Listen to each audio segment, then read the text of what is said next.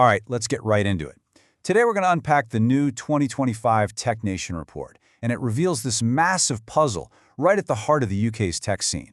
See, on one hand, it's this incredible, world-beating success story, but on the other, it's facing a huge challenge that could really threaten its future. So first, let's just kick things off with a number that sets the stage. Get this, $1.2 trillion. That's the combined market valuation of the UK tech sector. I mean, that is an absolutely staggering figure. It really shows you just how powerful this industry has become. And it's not just about the overall cash value either. This number right here, that's how many unicorns, private companies worth over $1 billion, the UK has created. This proves it's not just some flash in the pan, it's a country with a serious track record of building huge, globally recognized companies. So what's the bottom line here? It's pretty simple, actually. The UK is, and by a pretty wide margin, the #1 tech ecosystem in all of Europe. Not second, not even close. It's the undisputed leader. And if you're still trying to wrap your head around that $1.2 trillion figure, check this out. The UK's tech sector is bigger than Germany's and France's put together. That really puts into perspective just how dominant the UK is on the continent. And you know what's really fueling this fire? It's London. I mean, just look at these numbers. It pulled in nearly $11 billion in venture capital last year. That's almost double what Paris brought in, and more than 4 times Berlin. It is the financial capital of European tech, no question. Okay, so everything's looking amazing, right? Success, dominance, tons of cash flowing in, but here's the twist. This is the real head-scratcher of this whole report. If everything is so great, why on earth are 43% of UK founders seriously thinking about moving their companies somewhere else? And this quote from Abakar Saidov, the founder of Beamery, he just nails it. The UK creates world-class talent and pulls in serious money. But, according to the people on the ground, its own founders, it's missing the secret sauce, that infrastructure and mindset that lets a company really dream at scale and become a true global giant. And that brings us right to the core of the problem, what the report calls the Great British Scale-Up Problem. The UK is an amazing incubator, a fantastic place to start a business. But when it's time to grow that business, to scale it into a global leader, well, that's where the story gets a whole lot more complicated. And listen, this isn't just a vibe or a gut feeling. We've got hard data from over 1,000 founders. And wow, the numbers tell a story. Look at this gap in confidence. Over 60% say the UK is a great place for starting a business, but for scaling it, that positive feeling just plummets to less than 30%. And for exiting, nearly half see it negatively. It's a clear crisis of confidence once a company starts to mature. So, what's causing this massive drop-off? Well, the founders pointed to 3 big roadblocks: capital, talent, and the tax environment.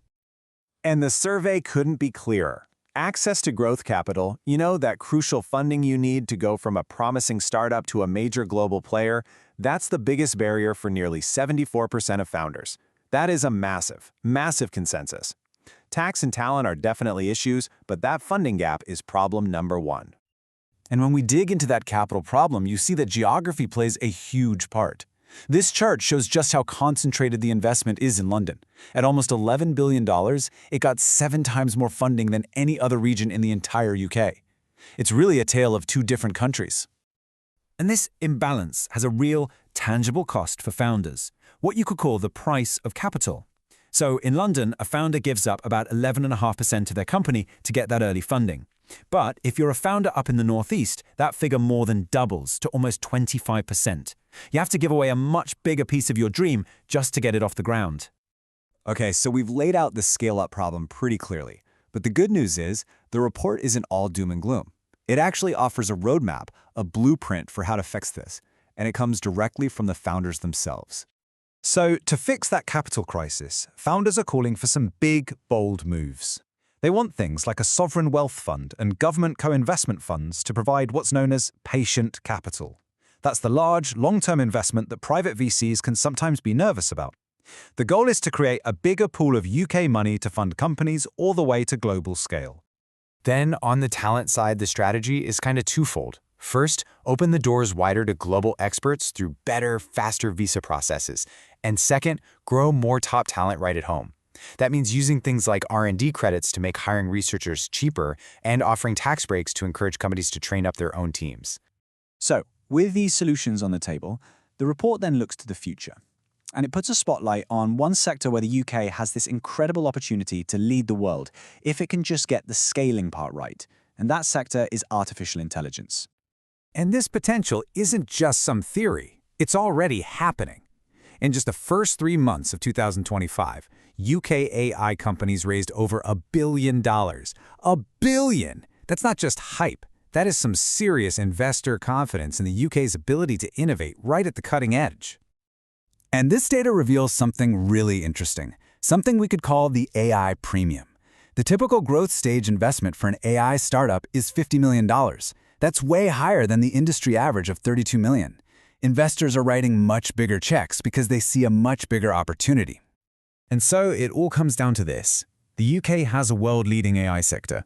It has a clear blueprint from its own founders on what needs to change. The question that this whole report leaves us with is, can it put all the pieces together? Can it finally solve this scale-up problem and make sure the next generation of global tech giants aren't just born in Britain, but actually choose to grow and stay there? That is the trillion-dollar question.